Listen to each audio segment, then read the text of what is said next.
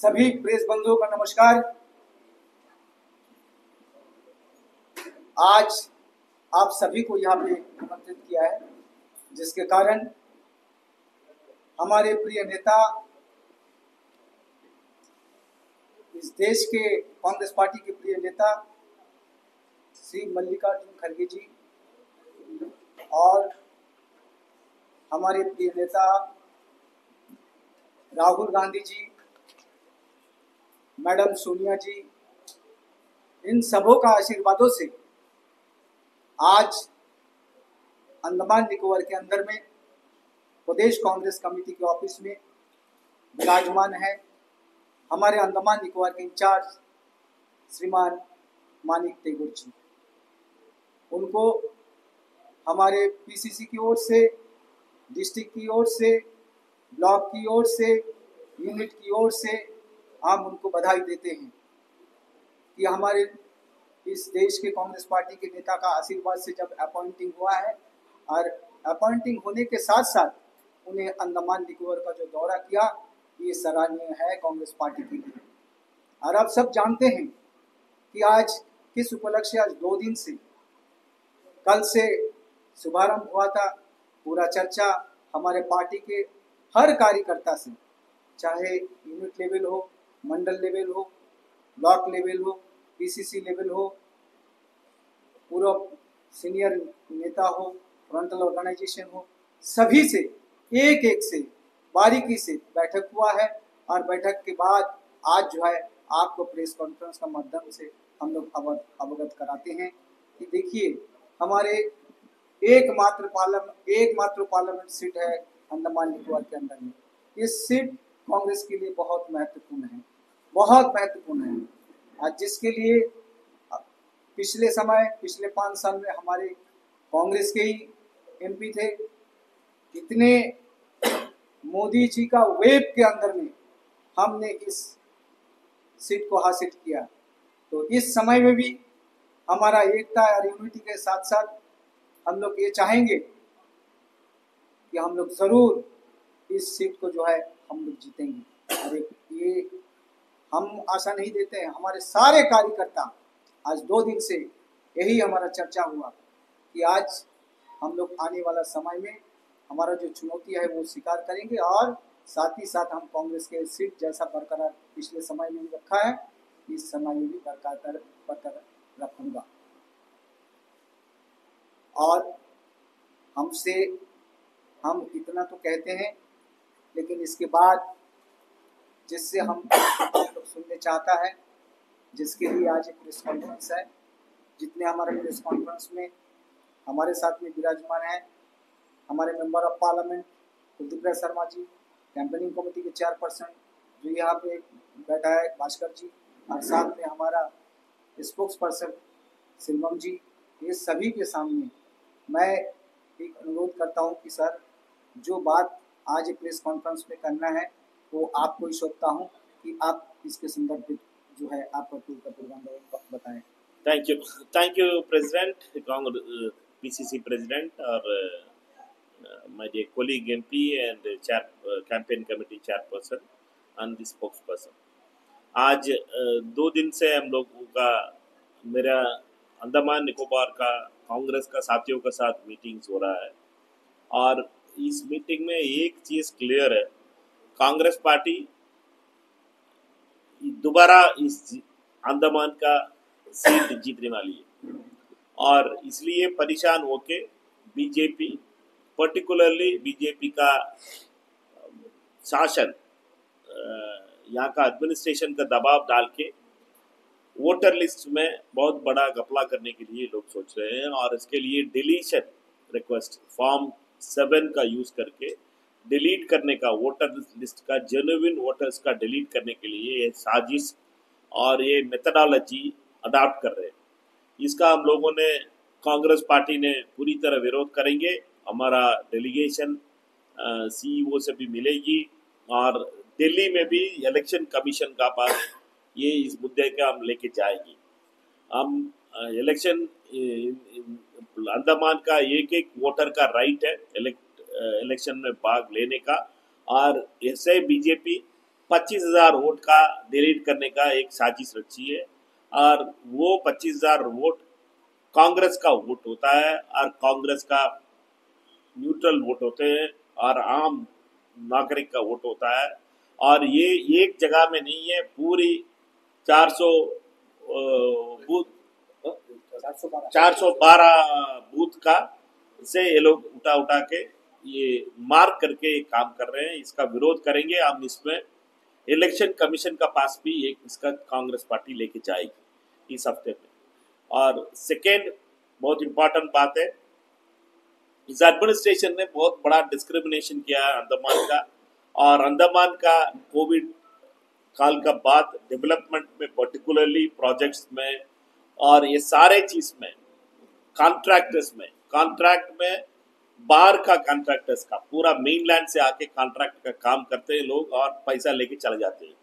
और यहाँ का लोगों का काम, यहाँ का अंडमान का लोगों का काम, उनका काम और धंधा बहुत बड़ी चीज से नुकसान हुआ है, और इसका विरोध करते हैं। और इसका हम कांग्रेस यूपीए का गवर्नमेंट में सारे प्रोजेक्ट्स का, कॉन्ट्रैक्टर्स का और काम करने वाले लोग भी यहाँ का लोकल लोग थे, और ये बीजेपी का दूसरा स्टेट से आके यहाँ काम करके कॉन्ट्रैक्टर्स एक क्लब करके पैकेज का थ्रू करते हैं। इसलिए 1000 करोड़ का काम का 1000 करोड़ का ये एक बड़ा कॉन्ट्रैक्टर ले लेता है, लेके वो पैसा लेके वहाँ काम, आधा काम छोड़ के चला जाता है। रोड का प्रोजेक्ट्स है, नॉर्थ और मिडिल एरिया में रोड का प्रोजेक्ट्स का ऊपर भी हमारा बहुत बड़ा घपला है इसमें, और इसका ऊपर कांग्रेस पार्टी मुद्दा उठाएगी। और हम क्लियर है कि मीन्स ये अंडमान का कंटिन्यूअसली बीजेपी गवर्नमेंट ने अनदेखा किया है, और सिर्फ ये लोगों ने डिस्क्रिमिनेट किया है अंडमान का। BJP government, particularly Modi's government, is discriminating Andaman. Andaman's development has stopped because of Modi's government. The misuse of Modi's government has spoiled the development of Andaman.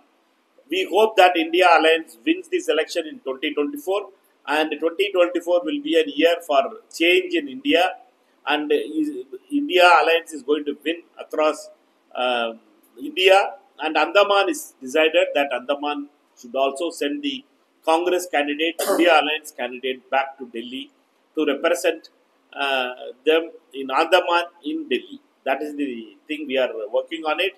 I had met the DMK leaders also, I met the Samajwadi and other party leaders also. We are in touch with the other parties also. We will be, India Alliance is united. We all hope that every vote for Congress is going to be the vote for India Alliance, and to stop BJP's discrimination towards Andaman. And we hope that the other parties also understand that the division of votes by any other party is going to only help BJP. And we all hope that our alliance partners, India Alliance partners, also understands the velocity of the election. The India Alliance is formed again in the backdrop of the attack on democracy, Parliament. In Parliament, we were suspended. 146 MPs has been suspended. In the history of India, it has never happened. The parliamentary democracy is an attack, and India Alliance is united, and Congress Party is clear that India Alliance is going to win 300 seats in this parliament, and we are going to form a government in this year 2024. Okay? Thank you. Any questions? I'll take it, and then or else we'll leave it. Okay? Sir, अभी आपने India alliance की बात की। CPIM India alliance में member है, और अभी speculations ये है, हालांकि मैंने अभी जो सीपीआईएम का जो यहाँ पे जो प्रोस्पेक्टिव कैंडिडेट है उनसे भी बात किया। So they are positive on fighting Andaman Nicobar, means यहाँ पे कंटेस्ट करने के लिए दे आर पॉजिटिव। और उनसे जब मैंने पूछा कि they are part of India alliance and are you in talks with Congress regarding seat sharing and everything, so they said कि हम लोगों को कांग्रेस से कोई बात नहीं करना, क्योंकि कांग्रेस ने हमारे सपोर्ट से जीता पिछला इलेक्शन। यहाँ पे तकरीबन 1400-1500 वोट हमारा सपोर्ट से कांग्रेस को मिला, लेकिन they did not work in favour of people, it's their contention. और उन्होंने कहा कि they will fight this election. So when you are telling that India alliance is united, what will you do about CPIM contesting here against your candidate? The India Alliance is formed on a specific agenda to defeat BJP, because the BJP is attacking the federal nature and democracy of India. And in Andaman, Congress party has won and BJP has won MPs till of now in the past history. CPM has never won an MP election here. Therefore, we request the CPM to reconsider their decision, because we are very clear that every vote of India Alliance, if it is divided, it will only help BJP. If the BJP, any division of votes of India Alliance will only help BJP. We sincerely hope that CPM won't do that thing, and we will request the CPM friends here that they had been part of the India Alliance earlier also. They had supported the Congress party in it. Whatever small differences they will have it, we will talk to them and we will resolve it. We have been colleagues in the struggle against BJP. In Parliament also, we have been having a coordination with the CPM, particularly in Tamil Nadu and others. We have a coordination. Other states also, our national alliance, for example, Andhra Pradesh, also we are having a coordination with them. We will speak to them and we request the state committee of Andaman CPM to be part of the India Alliance to defeat BJP, because any vote of division in the votes of India Alliance will only help BJP. Sir, जैसे कि रंगलाल लल्ला जी ने बोला, मोदी का जो wave था पिछले elections में 2019 में, उसके एमिट्स जो है मिस्टर कुलदीप राय शर्मा को अंडमान निकोबार आइलैंड्स ने चूज किया। एंड अंडमान निकोबार का हर रेसिडेंट प्राउड होगा कि इनको 3 बार जो सांसद रत्न अवार्ड मिला, इनका इम्पेकेबल परफॉर्मेंस था पार्लियामेंट में।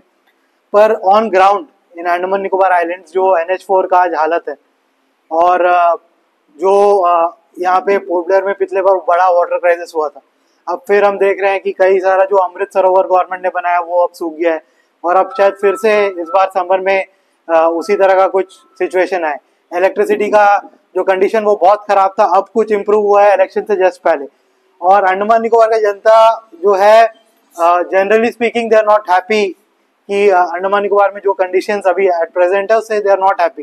एक लार्ज चंक ऑफ पॉपुलेशन जो है बिना मतलब रोड कनेक्टिविटी के, इतना खराब रोड कनेक्टिविटी में रह रहा है, हेल्थ का वहाँ पे इश्यूज है, बहुत सारे इश्यूज है। तो इसको कांग्रेस कैसे जस्टिफाई करेगी जनता के सामने? हम मानते हैं कि सेंटर में बीजेपी का गवर्नमेंट है, पर अंडमान निकोबार आइलैंड्स ने कांग्रेस के एमपी को चुना, और ये 5 साल में जो कंडीशंस है वो धीरे धीरे खराब होते गए। तो इसको किस तरह से कांग्रेस जो है जस्टिफाई करेगी जनता के सामने, और किस तरह से वापस से कांग्रेस अपना जो है कैंडिडेचर जनता के सामने रखेगी कि हमको वोट दे? हम लोग धन्यवाद करते हैं अंडमान जनता का कांग्रेस का साथ देने का, और कांग्रेस अंडमान कभी भी कांग्रेस का साथ दिए, 1-2 बार का छोड़ के बाकी सारे टाइम पे अंडमान कांग्रेस का साथ दे। और इस बार 10 साल से बीजेपी का मोदी सरकार ने डिस्क्रिमिनेट कर रही है, और एडमिनिस्ट्रेशन इस 5 साल में बहुत बुरी तरह से डिस्क्रिमिनेशन स्ट्रैटेजी में पहुंच गया, और इसी वजह से हम लोगों का दिल्ली में सरकार नहीं है, इसलिए यहाँ का एमपी होने के बाद भी उनका पास वो पावर नहीं दे पाया। और बीजेपी का सरकार पर्टिकुलरली एलजी का थ्रू और ऑफिशियल्स का थ्रू वो लोगों का, मोदी का डायरेक्टली अमित शाह का कंट्रोल में आती है अंडमान का एडमिनिस्ट्रेशन, इसलिए कंप्लीटली ये लोगों ने अंडमान का साथ ये डिस्क्रिमिनेशन किया है। इसलिए हमारा एक ही काम है, क्योंकि ये अमित शाह का फेलियर है, ये अमित शाह एग्जीक्यूट करना है। अनाउंसमेंट पार्लियामेंट में होती है, ये करना चाहिए, वो करना चाहिए, ये करेंगे, वो करेंगे, मोदी जी पूरी बड़ा बड़ा सपना दिखा देते हैं, बट एग्जीक्यूशन कौन करेगा? ऑफिसर्स करेंगे, एलजी करेंगे, सेक्रेटरीज करेंगे, डिस्ट्रिक्ट एडमिनिस्ट्रेशन करेगी। इसका पूरा कंट्रोल अमित शाह का हाथ में, ये इसका कंट्रोल एमपी का हाथ में, और हमारा रंगलाल भाई का हाथ में, और भास्कर का हाथ में, और मेरे हाथ में नहीं है। ये एलजी का कंट्रोल में है, और एलजी डायरेक्टली रिपोर्ट करते हैं होम मिनिस्टर का। इसलिए हम जानते हैं अंडमान का लोगों का साथ क्या करवाया इस सरकार ने, और पर्टिकुलरली अमित शाह जी ने क्या करवाया, इसका दोष अमित शाह का ऊपर पड़ना चाहिए। लेकिन उल्टा बीजेपी वाले कांग्रेस के ऊपर पड़ाने के लिए साजिश करते हैं। और आप जैसे ईमानदार पत्रकार लोग इस खबर का सही से रिपोर्ट करना है कि मीन्स ये सेंट्रल गवर्नमेंट का स्कीम का बारे में, सेंट्रल गवर्नमेंट का डिमांड का बारे में बात करने वाला काम एमपी कर सकता है, बट एग्जीक्यूट करने वाला, उसका लेके आके एग्जीक्यूट करने वाला ऑफिशियल एलजी करना है, एलजी का ही काम है, और एलजी डायरेक्टली अमित शाह को रिपोर्ट करती है। तो सर आप ये कहना चाह रहे हैं कि अगर केंद्र में गृह मंत्री कांग्रेस के होते और यहाँ पर भी जैसे हमारे कांग्रेस के एमपी हैं, तब ये जो परेशानी हम बता रहे हैं सड़क को लेके, बिजली पानी को लेके, तो इन सवालों का समाधान मिल सकता था अगर केंद्र में कांग्रेस की सरकार होती और गृह मंत्री भी कांग्रेस के होते। वो कभी भी ये डिस्क्रिमिनेशन इतना ज्यादा, फॉर एग्जांपल कांग्रेस का सरकार 2009 से 2014 तक था, उस टाइम पे सबसे ज्यादा डेवलपमेंट पोस्ट सुनामी अंडमान में हुआ है। आप सारे लोगों को पता है, होटल से लेके इंफ्रास्ट्रक्चर डेवलपमेंट से कितना पैसा कांग्रेस का सरकार ने दिया है, वो एमपी पूछ के नहीं दिया, क्या है अंडमान के लिए कांग्रेस सरकार ने दिया है। ये डिस्क्रिमिनेटरी पॉलिटिक्स अमित शाह का है। अमित शाह का पॉलिटिक्स ये है, मेरे को वोट नहीं देगा तुझे तुझे पैसा नहीं दूंगा, मेरे को वोट नहीं देगा तुझे रोड नहीं दूंगा, मेरे को वोट नहीं देगा तुझे बिजली नहीं दूंगा। ये अमित शाह का छोटे दिमाग का माइंड है, अमित शाह का पॉलिटिक्स का माइंड है। ये मैं राजनाथ सिंह जी का ये बोल नहीं रहा हूँ, पहले 5 साल राजनाथ सिंह जी थे, उनका नहीं बोल रहा हूँ, बट अमित शाह का ये माइंडसेट है अमित शाह का कि मीन्स लोगों का डिस्क्रिमिनेट करने का। और भी कंप्लीटली ये सारे यूनियन टेरिटरीज है, लक्षद्वीप में ले लीजिएगा ये सेम प्रॉब्लम है, पांडिचेरी का ले लीजिएगा ये सेम प्रॉब्लम है, दादर नागर हवेली का ले लीजिएगा ये सेम प्रॉब्लम है। ये सारे जगह में बीजेपी का एमपी नहीं है, लक्षद्वीप में नहीं है, अंडमान में नहीं है, पांडिचेरी में नहीं है, दादर नागर हवेली में नहीं है। ये 4 जगह में बीजेपी का एमपी नहीं है, डायरेक्टली एलजी का रिपोर्ट करते हैं लोग। इसलिए ये बहुत क्लियर है, ये अमित शाह का डिस्क्रिमिनेटरी पॉलिटिक्स है, इसका बंद करने के लिए देश तैयार है और अंडमान का जनता भी तैयार होना चाहिए। ओके, अंडमान में ऐसा सिचुएशन है कि पब्लिक ना ही बीजेपी को सपोर्ट करता है ना ही कांग्रेस सपोर्ट करता है, क्योंकि बीजेपी के तरफ से तो एकदम साइलेंट है सर, वो लोग अपना काम कर रहे हैं। हम लोग सिटिंग एमपी सर हर एक मुद्दा लेटर में उठा रहे हैं सर, और फाइनल आउटकम क्या है वो पब्लिक को दिख रहा है, एज अ मीडिया पर्सन हम लोग भी नहीं दिख रहा है सर। तो क्योंकि आप सर जैसा तरुण भाई ने बोला, मेडिकल का फैसिलिटी नहीं है, रोड का फैसिलिटी है, एयरवे का नहीं है सर, मतलब कंप्लीटली अंडमान एक कट ऑफ है सर इंडिया से। तो क्या बोल रहे हैं सर? नहीं, ये बहुत इम्पोर्टेंट बात है। Means Andaman post tsunami, Andaman का ऊपर हिंदुस्तान का नजर, सरकार का नजर डाइवर्ट हुआ है, क्योंकि उस टाइम तक अंडमान का ऊपर आवाज इतना पहुंचती नहीं थी दिल्ली में, और पोस्ट अंडमान सुनामी के बाद अंडमान का डेवलपमेंट में सेंट्रल गवर्नमेंट का पार्टिसिपेशन बहुत ज्यादा पड़ा है। और वो 10 साल से आप देखे हैं कि मीन जो यूपीए का फर्स्ट और सेकेंड पार्ट में तो बीजेपी का एमपी थे यहाँ से, और उसका बाद भी डेवलपमेंट का ऊपर कोई डाइवर्शन नहीं था, और कुछ इधर उधर का प्रॉब्लम होता है उसका आप जैसे नेशनल मीडिया का आप लोग उठाने के बाद वो सही हो जाती थी। बट अभी ये पॉलिटिक्स चल रहा है अमित शाह का पॉलिटिक्स, उसमें कंप्लीट डिस्क्रिमिनेशन चल रही है, इसका खिलाफ हम आवाज उठाना पड़ेगा। और ये बहुत इंपॉर्टेंट है कि मीन्स अब एमपी और सेंट्रल गवर्नमेंट दोनों एक ही पार्टी के होने के बाद डेवलपमेंट ज्यादा हो सकती है, ये कह। और बट इसका पहले 2 एग्जाम्पल है, एमपी अलग पार्टी का और डेवलपमेंट अलग पार्टी का, वो भी हुआ था 2009 से 2014 तक का। दिल्ली में यूपीए का सरकार था, यहाँ एमपी अलग थे, बट उसका बाद उस टाइम पर डिस्क्रिमिनेशन नहीं किया था, डिस्क्रिमिनेशन कांग्रेस नहीं किया था बट डेवलपमेंट किया था। बट अभी मोदी अमित शाह का सरकार डिस्क्रिमिनेशन कर रही है, और ये डिस्क्रिमिनेशन का वजह से ये तो सारे तकलीफ होगी। सर आप देखेंगे कि हर एक प्रॉब्लम में सर, हर एक कुछ भी इशू होने दीजिए सर, सिटिंग एमपी सर आके पार्लियामेंट उठा रहे हैं सर, बट पब्लिक का साथ कितना दे रहे हैं वो समझ नहीं आ रहा है, क्योंकि पब्लिक के पास एक दिन जा रहे हैं फिर अगला दिन गायब सर, मतलब फाइनल आउटपुट क्यों नहीं आ रहा है हम लोगों के पास में। बट एक चीज समझना पड़ेगा, एमपी का, मैं भी एमपी हूँ, एमपी का काम 90 डेज का ऊपर 1 साल में एमपी का काम पार्लियामेंट चलता है। पार्लियामेंट में आप अटेंडेंस नहीं डालेंगे ना, फिर आप लोग बोलते हो पार्लियामेंट में अटेंडेंस नहीं डालते से एक 380 डेज में 90 डेज पार्लियामेंट में चल जाती है। उसका बाद कमेटी मीटिंग्स होता है। कमेटी में हम लोग मिनिमम 2 कमेटी में होते हैं और कमेटी मीटिंग्स पार्लियामेंट बोलने के टाइम पे नहीं होता। मिनिमम 50 डेज उसमें चल जाती है आपका कमेटी मीटिंग्स। इसका बाद आपका 200 डेज में आपका प्रेजेंस दिखाना पड़ता है कॉन्स्टिट्यूशन। मेरा कभी अभी यही चैलेंज है। मैं विरुद्धनगर का पार्लियामेंट रिप्रेजेंट करता हूँ। मेरा भी यही चैलेंज है क्योंकि आप लोगों का अभी आपका साथ में 2 दिन से यहाँ बैठा हूँ अंदमान में कांग्रेस के लिए। और बट वो क्यों विरुद्धनगर में तो लोग सोचेंगे ना कि ये आए नहीं है। एमपी का एक बहुत बड़ा चैलेंज है, बट हम ये बैलेंस कैसे करेंगे ये बहुत इम्पोर्टेंट चैलेंज तो ठीक है सर। जब अंडमान में जब कांग्रेस पार्टी का ज्यादा ही कुछ ना कुछ डेमोन्स्ट्रेशन हो रहा है, प्रोटेस्ट हो रहा है, धरना हो रहा है, तब हम लोग फेस में रंगलाल सर और पीएजी भास्कर सर दिख रहे हैं और बाकी सर दिख रहे हैं, बट एमपी सर नहीं दिख रहे। क्यों नहीं दिख रहे सर? देखिए क्यों सपोर्ट नहीं आ रहा है सर उनका? नहीं, वो वाला बात है कि पार्टी और एमपी एक ही पार्टी का है। अल्टीमेटली पब्लिक का तो ये रहता ना सर। आप लोग किसको सपोर्ट करेंगे सर? पार्टी का फेवर तो करना पड़ेगा ना सर। वही ना यार, पार्टी लोगों का इश्यूज लेके बात करती है और एमपी दूसरी काम आपका दिल्ली में जाके ये सारे चीज करने वाला काम है। ये दोनों एक मिडिल ग्राउंड ढूंढना पड़ता है। ये सारे चीज आपका परसेप्शन वैसे हो सकती है, बट लोगों का सर बात कर रहे हैं, बट इसका फाइनल आउटकम पब्लिक को भी नहीं दिख रहे, एज अ मीडिया पर्सन हम लोगों को भी नहीं दिख रहे। क्यों नहीं दिख रहे सर? वो पूछ रहा हूं। आपका नहीं दिख रहा होगा, बट पब्लिक का दिखती है। नहीं दिख रहा है सर। वो पब्लिक का दिखती है ना यार, पब्लिक तो वोट करती है। पब्लिक वोट करने के टाइम पे दिखती है, आपका तो डेली दिखती है। आप लोगों का माइक का साथ घूमते हैं इसलिए आपका डेली दिखती है, बट लोग तो 5 साल में एक बार वोट देते हैं, उस टाइम पे वो लोग रिजेक्ट करते हैं। सर आप जिस स्टेट से मेंबर ऑफ पार्लियामेंट है वहाँ पे एक स्टेट लेजिस्लेटिव असेंबली भी है, लेकिन हम लोग का पूरा करता धरता एमपी साहब ही। अंडमान निकोबार में जो जितना भी समस्या था, एमपी साहब ने NH4 के लिए रंगत में एक बड़ा प्रोटेस्ट ऑर्गेनाइज किया, सबने अप्रिशिएट किया क्योंकि NH4 का हालत बहुत खराब था। लेकिन इनका बोलने का मतलब वही है कि अंडमान को जनता को जिस तरह से एमपी साहब का साथ चाहिए था हर समस्या के लिए, वो साथ कहीं ना कहीं उनको लग रहा है कि नहीं मिला, क्योंकि इनकी तरफ से प्रोटेस्ट में ज़्यादा पार्टिसिपेशन नहीं हुआ।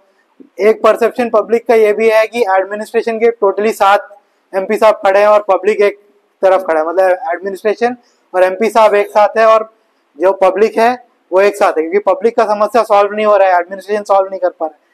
और एमपी साहब जो है एडमिनिस्ट्रेशन को लेटर तो लिखते हैं लेकिन प्रोटेस्ट में जो है ज़्यादा शामिल नहीं हुए। एक प्रोटेस्ट उन्होंने बहुत बड़ा प्रोटेस्ट किया, उसको अप्रिशिएट भी किया।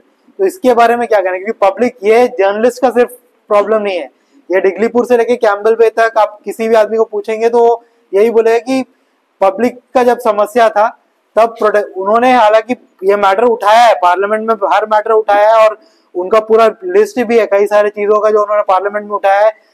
कई सारे प्राइवेट मेंबर बिल भी लाए आके समस्या को सॉल्व करने के लिए, सब उन्होंने अपना जो लेजिस्लेटिव जो चीज था उन्होंने किया है, लेकिन जो ग्राउंड में जो प्रोटेस्ट करना था वो नहीं हुआ है। इसीलिए पब्लिक को ये परसेप्शन है कि एमपी साहब हमारे साथ नहीं है। तो इसमें किस तरह से कांग्रेस इसको हैंडल करेगी? कांग्रेस पार्टी का एमपी है, कांग्रेस पार्टी का पब्लिक का मुद्दा उठाती है, वो कांग्रेस पार्टी का वजह से वो जीत के एमपी बने। कांग्रेस पार्टी का सिंबल है, हाथ का सिंबल कांग्रेस का सिंबल है। एमपी के लिए अलग सिंबल नहीं होता है। और हम लोग ये विश्वास करते हैं कि मीन्स हम कांग्रेस पार्टी लोगों का साथ का पार्टी है, और अंडमान में भी हम लोगों का सिंपल है कि मीन्स लोगों का साथ हम खड़े होते हैं। हमारा party president and campaign committee, बाकी सारे टीम, अंडमान कांग्रेस लोगों का आवाज बन के खड़ी है और एमपी लोगों का आवाज बन के दिल्ली में बात कर रहे थे। यही हमारा मानना है। और जो भी आप जैसे लोगों का क्वेश्चन होती है कि मीन्स परसेप्शन का, लोग ऐसे सोच रहे हैं, लोग सोचने का एक ही दिन पता होती है, वो इलेक्शन में पता होती है लोग क्या सोच रहे हैं। सर नमस्कार सर, अभी जो चर्चाएं हो रही है 3-4 सवाल है सर। जो बातें अभी हमारे साथी जर्नलिस्ट ने पूछा, तमाम बातें जो पब्लिक पूछ रही है, जनता पूछ रही है, एमपी जो है हमारे ऑनरेबल एमपी वो क्यों नहीं दिख रहे? तो आपको क्या लगता है समस्या जो है शायद पार्टी की अंदरूनी है, जो पार्टी जो जनता को नहीं समझा पाई कि दायित्व किसका क्या है, कि पार्टी में जो हमारे ऑर्गेनाइजेशन को संभालते हैं, जो आप मान लीजिए संगठन को संभालने वाले हैं, अध्यक्ष होंगे, जनरल सेक्रेटरी होंगे। एमपी जब बन जाता है तो एमपी का दायित्व एक और बहुत ज्यादा होता है, जो बड़े लेवल में आप बोल सकते हैं कि पार्लियामेंट हो, जहाँ बड़े बड़े मुद्दे हैं उसको सॉल्व करने के लिए एमपी जाते हैं, और जो अंदरूनी मामला हो, एडमिनिस्ट्रेशन को उसके साथ में बातचीत करना हो और सॉल्व करना हो प्रॉब्लम, वो संगठन के बाकी बड़े अधिकारियों का होता है। तो आपको नहीं लगता कि आज जो आपको यहाँ प्रेस कॉन्फ्रेंस करना पड़ रहा है और ये तमाम बातें बोलनी पड़ रही है, ये आपसी तालमेल शायद संगठन और एमपी के बीच का जो बना नहीं और वो पब्लिक तक पहुंचा नहीं है कि कौन क्या काम करेगा, किस स्तर पे कौन क्या करेगा, और जवाब एमपी कब देंगे और कब नहीं देंगे, कब वो रास्ते में आके बैठेंगे। क्या आपको ये लैप्स नहीं लगता कि ये आपके भीतर इस संगठन में कोई कमी है जो आज ये जवाब देना पड़ा? आप ही जवाब भी पूछा है, आप भी उसके जवाब में भी उसमें सिंपल बताया है कि मीन्स क्यों हम संगठन, कांग्रेस का संगठन लोगों का मुद्दा उठाती है, और कांग्रेस का एमपी का इलेक्ट करके लोग भेजते हैं, और उसका बाद कांग्रेस का पहले एमपी बनने का टाइम पे संगठन का अध्यक्ष थे, और हम एमपी नहीं थे उस टाइम पे, बट उसका बाद क्यों अलग संगठन हम बनाते हैं, संगठन का अध्यक्ष क्यों चेंज करते हैं? एमपी का नहीं बनाया हम लोगों ने, अलग संगठन का यहाँ लीडर प्रेसिडेंट बनाया। क्यों बनाया? क्योंकि एमपी यहाँ दिल्ली मेनलैंड जाने के टाइम पे यहाँ आवाज बन के बैठने वाला आदमी यहाँ एमपी एक संगठन का अध्यक्ष होते हैं, इसलिए संगठन और एमपी का तालमेल क्लियर है, और हम लोगों का वो कोऑर्डिनेशन बेटर है, और हम लोग उसका लेके जाने वाला मीडिया। आपको नहीं लगता सर ये कमी आई है, तभी जनता में ये सवाल पैदा हुआ है? जनता में पैदा नहीं हुआ है, आप लोगों का पैदा, आपका सवाल है, इसलिए आपका जवाब दे रहे हैं। हम तो जनता की आवाज है, हम तो जनता की बात आप तक पहुंचाए। एक बात मैं आपको कहना चाहूंगा, आप लोग बहुत सही बात सवाल पूछते हैं। इशू क्या है?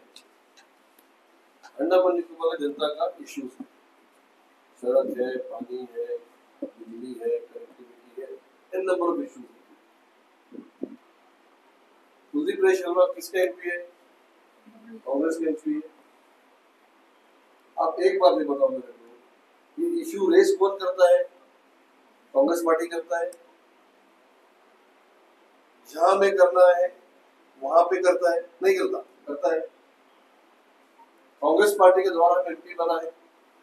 हम लोग सिर्फ रास्ता में चिल्लाने से हमारा काम नहीं होता, ये इशू को जहां तक लेके जाना, रास्ता में कांग्रेस का प्रेसिडेंट, कांग्रेस का कार्यकर्ता आंदोलन करता है, वो अच्छा बात है, आप लोग मीडिया में आता है, पेपर में आता है, जो भी एजेंसी द्वारा गवर्नमेंट के पास जाता है, और उसके बावजूद जहाँ मेन जगह है, चाहे वो एडमिनिस्ट्रेशन हो, चाहे वो भारत सरकार हो, चाहे वो पार्लियामेंट हो, वहां तक का जो परमिशन, वहां जाने का परमिशन और उस मुद्दा को उठाने का परमिशन, वो एमपी का काम होता है। और आप लोग मीडिया के बहुत रिस्पेक्टेबल मेंबर्स हैं, आप लोग एक बात बता दो कि अंडमान निकोबार का एक ऐसा इशू बता दो कि हम बीइंग मेंबर ऑफ पार्लियामेंट नहीं होता है। हम दावा के साथ बोल सकता है, वो किसी को क्रिटिसाइज नहीं करता, किसी को बुरा नहीं बोलता। बीजेपी का एमपी जो 15 साल में इतना क्वेश्चन नहीं उठाया, पार्लियामेंट 5 साल पूरा नहीं चला, पार्लियामेंट 3.5 साल चला। इस 3.5 साल के अंदर में हम अंडमान तक छोटा से छोटा इशू से लेके बड़ा से बड़ा इशू तक उठाया। उसमें हम कहीं कोई कमी नहीं रखा। जब वो पोर्टल में था, एग्जाम्पल में बोल रहा हूँ, कॉलेज का स्ट्राइक में बच्चों का रात भर बच्चों के साथ बैठा, जो दिन हम अंडमान में था, पोर्टल में था, देखो ऐसा है ना, पार्टी का प्रेसिडेंट अपना काम, मुद्दा आया, पार्टी का प्रेसिडेंट अपना काम करेगा। पार्टी का प्रेसिडेंट एमपी के लिए वेट नहीं करे कि एमपी साहब आप दिल्ली से आओ, उसका बाद मुद्दा करना करेगा। वो अपना जो रिस्पॉन्सिबिलिटी अध्यक्ष को पास में है, वो अपना काम करता था। जो रिस्पॉन्सिबिलिटी पार्टी मेरे को दिया, चाहे वो एडमिनिस्ट्रेशन हो, चाहे भारत सरकार हो, चाहे पार्लियामेंट हो, मैं वो कर रहा था।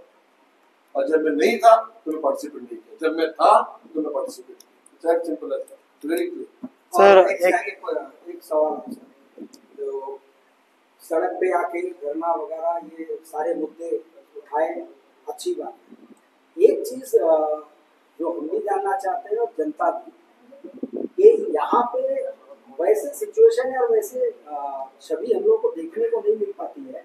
सड़क पे या मीडिया कवरेज हो रहा होता है, लोग पब्लिक देखते हैं, शोर शराबा, चिल्लाना और तमाम चीजें होती हैं, लेकिन पब्लिक के दुख में वैसे ही वेदना के साथ अगर दर्द है लीडर, मैं दोनों कहने की बात कर रहा हूँ और अदर्स पॉलिटिकल पार्टी लीडर्स की भी बात कर रहा हूँ, जनता के पक्ष में बोल रहा हूँ कि कभी उस बड़े लीडर को कभी ये नहीं देखा गया कि जनता त्राहिमाम कर रही है इलेक्ट्रिसिटी, करंट, वाटर, सड़क, ये बुनियादी सुविधाओं के लिए, और कोई नेता, बड़े लीडर, कोई सेक्रेटरी या सीएस के चेंबर से उसको चुनौती देते हुए बाहर निकले। ये अगर नहीं हुआ सर, आपको नहीं छोड़ेंगे, हम देख लेंगे। बाहर से बोलकर जाते हैं, उसके बाद में बड़े काम भी बाहर आते हैं, उसके बाद में लोग इकट्ठे करके बहुत शोर शराबा होता है। ऐसा एक छवि ऐसा कोई तो दिखे लीडर जो वहां से चुनौती देते हुए निकल रहा हो और बोले कि आज सेक्रेटरिएट में इन्होंने तो सीधे चुनौती दिया और हंगामा करके आए, तो ऐसा लीडर क्या मिल पाएगा आपको लगता है? ये क्या है ना, आपका विचार है उस लीडरशिप का, वो उसका कंसिडर करेंगे आगे। सर कांग्रेस पार्टी में अभी waiting for some time brother. हाँ sure sir, sorry I am late, but anyhow sir मुझे ये पूछना था कितना आसान है बीजेपी के साथ इस बार भी कम्पीट करना, क्योंकि नेशनल लेवल पे अगर हम देखें तो मोदी जो मोदी गवर्नमेंट है या मोदी सरकार है, मोदी का ही चेहरा जो है आज भी हर जगह पे दिख रहा है, और कहीं ना कहीं नेशनल लेवल पे अगर अभी जैसे कि पीएम मोदी है तो देखा जाए तो उन्हीं का चेहरा शो करते हुए हर जगह पे वोटिंग किया जाए। बैलेट बॉक्स सॉरी ईवीएम का जो इशू चल रहा है दैट इज द सेकेंडरी पर, कितना मुश्किल है या कितना आसान है अंडमान में कांग्रेस का जीतना सेंट्रल में बीजेपी का चेहरा होते हुए? सेंट्रल में पिछले बार भी 2019 में भी मोदी का चेहरा था और पुलवामा भी था, पुलवामा का दिखा के लोगों ने वोट मांगा था, और उस टाइम पे लोगों ने, अंडमान का लोग बड़ा इंटेलिजेंट लोग है और इंटेलिजेंट बहुत सेंसिटिव लोग है, और वो लोगों ने सही थप्पड़ मारा था मोदी और अमित शाह का, वो अंडमान का बेवकूफ बना नहीं सकते। वैसे ही हम लोगों का मानना यही है कि मीन्स अंडमान का लोग इस बार भी वही सेम थप्पड़ मारेंगे उनका, कि मीन्स उन लोगों ने डिस्क्रिमिनेट किया है अभी सारे तमाम चीज, इलेक्ट्रिसिटी प्रॉब्लम से लेके रोड का प्रॉब्लम से लेके सारे डिस्क्रिमिनेशन अंडमान के ऊपर हुआ है। वैसे ही अमित शाह का कंट्रोल्ड और एडमिनिस्ट्रेशन का खिलाफ हो गया। दूसरा मेन इंपॉर्टेंट चीज ये दिखावट, पूरा हिंदुस्तान में मोदी जीतने वाला है, ये जनवरी से स्टार्ट हुआ है, मोदी जीतने वाला है,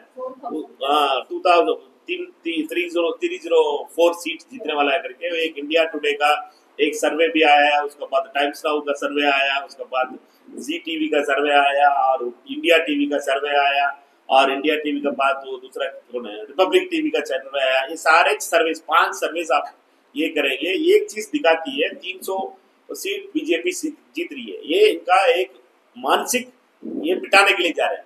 उसमें एक बहुत इंपॉर्टेंट चीज है, उसमें क्या सर्वे किसका पास होती है, 50,000 लोगों का सैंपल लिया बोलते हैं, पूरा हिंदुस्तान में 50,000 का लोग, कैसे सर्वे किया? सेकंड क्वेश्चन आती है, टेलीफोन पे कार्ड सर्वे किया, टेलीफोन किसका पास किया? 27% ऑफ हिंदुस्तान गरीब का पास टेलीफोन नहीं है, 27% ऑफ हिंदुस्तानियों का पास टेलीफोन नहीं है, टेलीफोन अभी तक कनेक्शन नहीं, हाथ में नहीं है 27% ऑफ इंडियंस का पास, उसका ये गवर्नमेंट बता रही है डेटा। Therefore, only 73% का लोगों का पास ये सर्वे हुआ है, उस 73% का लोगों से 53% लोग बोल रहे हैं सबसे ज्यादा बड़ा इश्यू क्या है, जॉबलेसनेस है, नौकरी नहीं है लोगों का, पढ़ाई किया उनका नौकरी नहीं, ये 53% का बड़ा इश्यू है। सेकेंड इश्यू क्या है, हमारा पास प्राइस राइज है, प्राइस राइज 27% का है, बाकी 18% किसका है, करप्शन, बाकी सारे चीज। मानना यही है प्राइस राइज और जॉबलेसनेस सबसे ज्यादा बड़ा इशू है हिंदुस्तान में, बट उसका बाद भी ये 27% गरीब से नहीं पूछ रहे हैं, बट उसका बाद भी 304 सीट ही जीत रहे हैं। 304 सीट मीन्स 40 सीट हार जाती बीजेपी, ये लोग का सरकार नहीं होगी। वो 27% के इलेक्टोरल से पूछ नहीं रहे गरीब से, बट उसका बाद डिसाइड कर रहे हैं कि मीन्स हम 300 सीट जीत रहे हैं। ये दिखावट के लिए ये पेड सर्वे है, इस सर्वे का अंदर परसेप्शन बनाने के लिए बीजेपी पर्टिकुलरली अमित शाह का ये राजनीति है। अमित शाह एक पॉलिटिक्स सारे जगह में करते हैं, सारे जगह में 4-5 एक साल का पहले स्टार्ट हो जाती है, वो सर्वे, ये सर्वे, वो सर्वे, ये सर्वे। तेलंगाना में भी हुआ था, कर्नाटका में भी हुआ था, सारे जगह में हुआ था, पर लोग डिफीट कर देते हैं। लोग परसेप्शन मैनेजमेंट का ऊपर ये पॉलिटिक्स है, और ये परसेप्शन मैनेजमेंट इस बार हिंदुस्तान में हराएंगे, इंडिया अलायंस हराएगी। सर अभी कांग्रेस पार्टी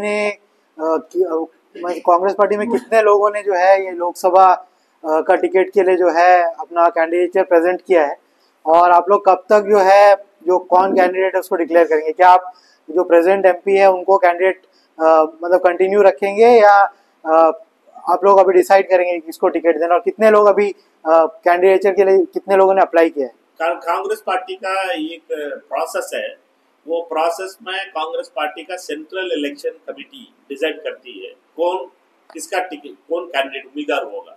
वो कभी सेंट्रल इलेक्शन अथॉरिटी, कभी जल्दी से इलेक्शन कमेटी दिल्ली में मिलेगी, उसमें हमारे खारगे साहब चेयरमैन होंगे, राहुल गांधी जी और बाकी तमाम लीडर्स होते हैं, और वो सेंट्रल इलेक्शन अथॉरिटी कभी भी डिसाइड करती है, आपको बता देंगे। तो अभी कितने लोग हैं सर, ये रेस में कितने लोग मैं हैं? एक ही चीज बोल सकता हूँ, सारे कांग्रेस पार्टी में कोई उम्मीदवार नहीं होता है, कांग्रेस पार्टी में सारे कार्यकर्ता होते हैं। कांग्रेस पार्टी किसी के लिए भी लड़ने के लिए बोल सकती है, किसी के लिए भी ना लड़ने के लिए बोल सकती है। आप वैसे ही बोलेंगे, लेकिन कहीं ना कहीं अगर देखा जाए तो आपके पार्टी में 2 ग्रुप है, और दोनों में से लीडर्स चाहते हैं वो पार्टी का उनको जो है पार्टी सीट दे। कहीं ना कहीं एक करंट एमपी है, दूसरे आपके बगल में है मिस्टर भास्कर। पब्लिक ओपिनियन जब मैंने लिया, अभी वीडियोस आने वाला है, जब मैंने यहाँ पे पब्लिक ओपिनियन देना शुरू किया, तो कहीं ना कहीं दोनों के लिए वो बोलते हैं ना कि जो पलड़ा जो है दोनों का ना बराबर जा रहा है, ना पूरा ऊपर जा रहा है, ना नीचे जा रहा है। कहीं ना कहीं अगर एमपी साहब से किसी को नाराजगी है तो उनसे काफी उम्मीद भी है, और काफी लोगों के लिए अच्छा किया है तो प्रेज भी करते हैं। उसी तरह मिस्टर भास्कर का अगर देखें तो उनके लिए भी उनका एक ही है कि of course he is a businessman, तो कई लोग जिस तरह से कुलदीप राय शर्मा को अगर जानते हैं, तो कई लोग हैं जो शायद इनको इतना अभी तक जानना नहीं है। कई जगह पे ऐसा भी हुआ है, वो अब मेरे वीडियोस में बहुत जल्द में चल। तो आप बताइए, जीता हुआ इंसान को मिलेगा या न्यू जो एक कैंडिडेट है उनकी तरफ पलटा जा रहा है? सेंट्रल इलेक्शन कमेटी थोड़ा सा इलाबोरेट करके थोड़ा सा बता दीजिए। कांग्रेस पार्टी एक फॉर एग्जांपल, कांग्रेस पार्टी, हम सारे लोग कांग्रेस का कार्य करता है हमारा। यही बोल के काम निकालते हो, लेकिन आपके पार्टी में ही लोग दिखाई नहीं, मैं फॉर एग्जांपल मैं एमपी हूँ, मैं तीसरी बार चुनाव लड़ा हूँ, ये 4th टाइम मेरे को अभी भी पूछ रहे थे मेरे कॉन्स्टिट्यूंसी में कि मीन्स आप आगे, मैं बोला हूँ सीईसी अनाउंस करने के बाद आऊंगा, या सीईसी डिसाइड कर सकती है कौन कहाँ लड़ सकता है। राहुल गांधी जी कहाँ लड़ेंगे, वायनाड में लड़ेंगे, और कहाँ लड़ेंगे ये सीईसी डिसाइड करेगी, उसका बात ही राहुल गांधी आ सकते हैं। मैं एक चीज बोल रहा हूँ ना, राहुल गांधी के लिए भी ये सीईसी डिसाइड करती है, और मालिकम बीजेपी में चले जाए, क्योंकि बीजेपी आजकल सारे एमपीज को ले रहे हैं। नहीं, हम तो एक ही चीज बोल सकते हैं, कोई भी आदमी जाता है वहाँ बीजेपी में, वो डर के जाता है, ठीक है। कांग्रेस पार्टी में डरने वाले लोग बहुत कम है, बहुत लोग तो डरने वाले सारे भाग गए, और हमारा पास में बहुत क्लियर है, नहीं डरने वाले, लड़ने वाले हमारे साथ हैं, हम लड़ते नहीं। सर इस संदर्भ में ऑब्जर्वेशन क्या है सर? आप आए हैं, तमाम मीटिंगें की आपने, जाहिर सी बात है संगठन उसकी अंदरूनी चीजें सभी, और जिस तरह से लोग इकट्ठे हुए हैं समर्थन में, तो जाहिर सा बात है कि कैंडिडेट की दावेदारी करना चाह रहे हैं, उनके समर्थन में आए हैं। तो आपका ऑब्जर्वेशन क्या रहा? मेरा ऑब्जर्वेशन सिंपल है, कांग्रेस पार्टी अंडमान में जीत रही है, second time Congress party is going to win, and this time the win is going to be bigger. For that, BJP is working on a strategy to reduce that margin by removing 25,000 votes from the Congress new voters. candidate or old candidate? Therefore, only Congress party candidate. There will be a Congress party candidate who will fight from the hand symbol, and we all know that Kuldeep Bhai has been a president for this party for 17 years. And he has been an MP for 5 years. Sir, and he knows it. I want to add one more thing. Sorry to interrupt. The thing is, हम ये जानते हैं कि हमने Andaman Nicobar island में हमने member of parliament को चुना है ताकि हमारी आवाज जो है, जैसे मेरे कलीग्स यहाँ पे बोल रहे थे, I was just listening at that, हमारी आवाज को वहां तक पहुंचाना। तो ये कहीं ना कहीं सही है कि एमपी साहब ने कई मुद्दे उठाए हैं। उनका ये काम नहीं था कि वो रोड में उतर कर जाए। आइलैंड में जो चुना है उनको मुद्दा उठाने के लिए वो उठाया है, लेकिन कहीं ना कहीं शायद अंडमान के लोगों में अगर ये अवेयरनेस नहीं है तो उसके लिए क्या करना, क्योंकि लोगों को यही लगता है कि एमपी उतर के क्यों नहीं है। अब कुलदीप राय शर्मा हो या कोई भी एमपी बने, तो विष्णुपत राय जैसे कि दिखाई देते तो सबको लगता था कि वो उतर के आ रहे हैं तो काम हो रहा है, लेकिन पब्लिक ये नहीं समझ रही है कि हमने एमपी चुना है, उनको हमारा बात पार्लियामेंट में रखना। तो इस तरह का अवेयरनेस के लिए क्या करें? आप लोग ही करना है, आप ही लोग इसी का रिपोर्ट करना है कि जेएनपी का काम क्या होता है, पार्टी प्रेसिडेंट का काम, पार्टी प्रेसिडेंट का काम क्या होता है, और पार्टी का प्रवक्ता का क्या काम होता है, पार्टी का कैंपेन कमेटी का क्या होता है, पार्टी का इंचार्ज का क्या काम होता है। मेरे काम इनका काम नहीं है, इनका काम मेरे काम नहीं है, क्योंकि ये पार्टी का प्रेसिडेंट है। ये रिपोर्ट करना, ये रिपोर्ट करना मीडिया का काम है सर। लेकिन संविधान तो आप जानते हैं पार्टी का, वो हमें नहीं पता, तो आप जब बोलेंगे सामने आके मीडिया उसको प्रसारित करेगी सामने। संविधान नहीं है भाई, वो पूछ रहे हैं कि लोग का क्वेश्चन सिंपल था, वो लोग क्यों कैसे सोच रहे हैं। मैं यही बोला हूँ कि आप जैसे लोग बोल नहीं रहे उसका। सर एक लास्ट सवाल आपसे, क्यों है ये हम नहीं बोल सकते, ये हम लोग का एमपी या ऑपोजिशन पार्टी को हम लोग टारगेट कर सकते हैं। सर मेरा सवाल ये है कि आपको कांग्रेस के हाईकमांड ने अंडमान निकोबार का इंचार्ज बना के भेजा है, हमारे जो एमपी साहब हैं उन्होंने अंडमान का जो मेन जो कोर मुद्दा है यहाँ पर सबसे पहला 100% जॉब रिजर्वेशन आइलैंडर्स के लिए, वो एक बहुत पुराना मुद्दा है। सेकेंड, जो यहाँ पे एक लेजिस्लेटिव सेटअप चाहिए हमको, स्टेट या हाइब्रिड मॉडल में एक लेजिस्लेटिव सेटअप चाहिए। ये दोनों के ऊपर प्राइवेट मेंबर बिल एमपी साहब लेकर आए। जब कांग्रेस पार्टी का अगर सरकार बनता है, इंडिया अलायंस का सरकार बनता है, तो क्या कांग्रेस पार्टी अंडमान को ये दोनों गिफ्ट देगी, 100% जॉब रिजर्वेशन और यहाँ पर लेजिस्लेटिव सेटअप का? क्योंकि आपके खुद जो इलेक्टेड रिप्रेजेंटेटिव है, मेंबर ऑफ पार्लियामेंट है, वो खुद ये चाहते हैं कि ये चीज अंडमान में आए। और जो 10 साल यूपीए का सरकार था तब भी अंडमान के लोग ये चाहते थे, कांग्रेस पार्टी ये चाहता था कि ये चीज आए, लेकिन तब आप लोगों ने नहीं दिया। तो क्या अगर इस बार सरकार आता है तो आप लोग ये काम पूरा करेंगे अंडमान के लिए? आपका आवाज और अंडमान का आवाज का रेस्पेक्ट करेंगे, हम यही बोल सकते हैं। क्योंकि सरकार का क्या निर्णय देना है उसका ऊपर होती है। कांग्रेस सरकार का बनने के बाद ये बात करेंगे, और कांग्रेस का एमपी इस चीज का उठाया है। कांग्रेस का आवाज, लोगों का आवाज है ये, और लोगों का आवाज का तो कभी भी कांग्रेस पार्टी रेस्पेक्ट करती है। सर 25,000 वोटर जो आपने जिक्र किया, 25,000 वोटर्स जो कांग्रेस के हैं, अब साजिश रच रही है भारतीय जनता पार्टी की, नाम जो है वो डिलीशन फॉर्म भर के उसको हटा दिया है। और यही कहीं ना कहीं वो इल्जाम लगा रहे हैं कि कांग्रेस पार्टी जो है ये कोशिश करेगी और कर रही है कि हमारे वोटर्स का नाम काटा जा सकता है। किसका सरकार है? सरकार भाजपा का है, लेकिन फॉर्म जब भरा जाता है सर, तो फॉर्म कोई व्यक्ति भरता है, हो सकता है हम भरे या कोई भाजपा का कार्यकर्ता भरे या कांग्रेस की कोई कार्यकर्ता भरे।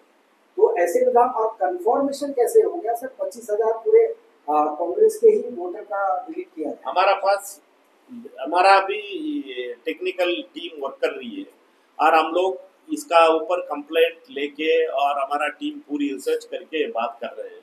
और हमारा इसीलिए हम जाके इलेक्शन कमीशन का ऊपर सीईओ का पास, चीफ इलेक्टोरल ऑफिसर कौन है यहाँ, chief electoral officer BS Jaglan नाम का आईएएस ऑफिसर, हाँ, उनका मिलेंगे, पार्टी का तरफ से जाके मिलेंगे, मिलके उनका रिप्रेजेंटेशन देंगे। क्यों मीन्स ये चीज का ऊपर एक्शन बीएलओ का डिलीशन का फॉर्म 7 अभी आंध्रा में बहुत बड़ा केस हुआ है। आंध्र प्रदेश में तिरुपति बाई इलेक्शन में 30,000 लोगों का डिलीट करवाया उन लोगों ने बाई इलेक्शन में। उसका ऊपर एक आईएएस ऑफिसर के ऊपर सस्पेंशन हुआ, उसके ऊपर एक्शन हुआ कोर्ट में। क्यों मीन्स ये ट्रैकेबल है, ट्रेसेबल है, यू कैन ट्रेस इट, किसने एप्लीकेशन दिया, किसका नंबर उसमें चेंज हुआ, टेलीफोन नंबर कैसे वो ये हुआ, वो सारे चीज देख सकते हैं। इसलिए क्यों मीन्स हम ऐसे नहीं छोड़ेंगे, इसलिए हम बोलना चाह रहे हैं, इसलिए मीडिया का रूप में ये उठाना चाह रहे हैं। क्यों मीन्स इसमें officials, particularly BLOs, particularly the electoral officers who are all involved, they should not help BJP because Amit Shah will do this thing. Amit Shah is doing this thing directly. I challenge that Amit Shah is directly sending team to do this kind of harassment in electoral politics, because we know that Amit Shah doesn't win election straight away. He always do ये टेढ़ा मोड़ा काम सिर्फ अमित शाह का model है. Therefore, he will always do this kind of things. We are raising alarm to the people of Andaman that you media should also be alert, and people should also be alert. Voters should also be alert. Party should also be alert, and we will take it to the election commission also. So CEO has already filed a complaint to police regarding this thing, means bogus Form 7s. So do you have any status ki what the police is doing regarding the complaint from CEO? We are not. The police is with Amit Shah. The administration is with Mr. Amit Shah. Our problem is that we can raise alarm and we can ask my friends from the media to raise this issue. We can be the voice of it. We will go and meet the officers, election officers. We will raise that in Delhi also. Sir तो ऐसा कैसे solve करेंगे? एक तरफ जैसे आपने अभी इतने सारे बताए, यहाँ पे बात हुआ कि एमपी साहब ने अपना काम किया जो उनको करना है, और वही पार्टी प्रेसिडेंट और कैंपेन कमेटी के चेयरमैन इन्होंने अपना रोल अदा किया है. हर जगह जहाँ पे धरना प्रदर्शन करना हो, जनता का सपोर्ट करना, हर जगह पे दिखाया इन्होंने अपना रोल निभाया. एमपी साहब ने भी धरना प्रदर्शन किए हैं, मांगे उठाई है, जनता का समर्थन भी किया है कई सारे मुद्दों को लेकर. तो ओवरऑल जो है जनता का काम वो हुआ है कांग्रेस पार्टी की तरफ से. वहीं आप कह रहे हो कि दूसरी तरफ अमित शाह जो है ऐसे टेढ़े मेढ़े काम करते हैं और ताकि इलेक्शन जो है इसका जो रिजल्ट है उनकी तरफ जाए. तो इसको आप कैसे वो करोगे? आप बताना चाहेंगे कि आपकी पार्टी ने काम किया है, जनता उससे खुश है. वहीं अगर ऑपोजिशन इस तरीके का काम करेगा तो इससे फाइट कैसे करेंगे? आप लोगों का इसलिए आपसे बता रहे हैं कि मीन्स आप लोग इसका रिपोर्ट करिए कि मीन्स ये टेढ़ा मोड़ा काम अमित शाह करवा रहा है, टेढ़ा मोड़ा काम करके रोड का काम नहीं करवा रहा है. ये सारे कॉन्ट्रैक्टर्स का चक्कर में वो डेवलपमेंट अंडमान का रोक रही है. ये सारे काम डायरेक्टली अमित शाह का होम मिनिस्ट्री भी है. इसलिए वो रिपोर्ट करती है एलजी और ऑफिसर्स पूरा अमित शाह का रिपोर्ट करते हैं. इसलिए हम बोल रहे हैं कि मीन्स लोगों का पास जाने के लिए आप बोल रहे हो कि मीन्स लोगों का पास कैसे जाएंगे. लोगों के पास जाएंगे इसलिए हमारा पार्टी का मीटिंग हो रही. 2 दिन से क्या करके आ रहा हूँ मैं यहाँ के आपसे आखिरी क्यों मिल रहा हूँ अभी मेरे को कल सवेरे 6 बजे का जाना है, 8 बजे का फ्लाइट है मेरा, बट उसलिए आखिरी आपसे क्यों मिल रहा हूँ. पहले आके कोई भी कांग्रेस का नेता आता है, कोई भी पार्टी का दूसरा पार्टी का आता है, पहले आके मीडिया से मिलके भाषण तो के चल जाता है. बट मैं क्यों 2 दिन काम करके आपसे बात कर रहा हूँ? मीन्स मैं क्लियर हूँ भी. Means Congress party is united and Congress party is going to fight this unitedly. We will go to the people and we will have an agenda to go to the people. We will tell to people that this is this conspiracy. We will defeat the conspiracy of Amit Shah. Sir आपकी party बहुत ज्यादा हो गया तीनों में. आपके परिवार से सर 3 बार संसद, तो इसमें आपकी पार्टी इस अचीवमेंट को कैसे देखती है एमपी की? It's a good achievement. We appreciate the MP's work, and we all know that we Congress Party appreciate the work of our MPs, and particularly in Andaman, we appreciate the work of Kuldeep Bhai who has done this work. यहाँ discrimination तो कहीं नहीं हुआ sir, अब क्या मानते हैं? अमित शाह जी और मोदी जी जो चाहे वो कर सकते हैं, जो आपका कहना है, और चाहे तो कोई चीज दे सकते हैं या कोई चीज रोक सकते हैं, लेकिन बतौर एमपी जितना इनका परफॉर्मेंस था यहाँ अंडमान निकोबार की, और अच्छा परफॉर्मेंस रहा, और जिसके कारण से इनको 3 बार दिया गया, इससे आपको खुश होना चाहिए. वो अमित शाह मोदी नहीं दे रहे ना. ये अमित शाह और मोदी का अवार्ड नहीं है, ये एक थर्ड पार्टी का अवार्ड है. और इसलिए कि मीन्स वो अमित शाह आपको क्या लगता है इसमें भी कुछ कर सकते थे? नहीं, अमित शाह और मोदी का हाथ में आ जाती ना ये अवार्ड, वो नहीं देते.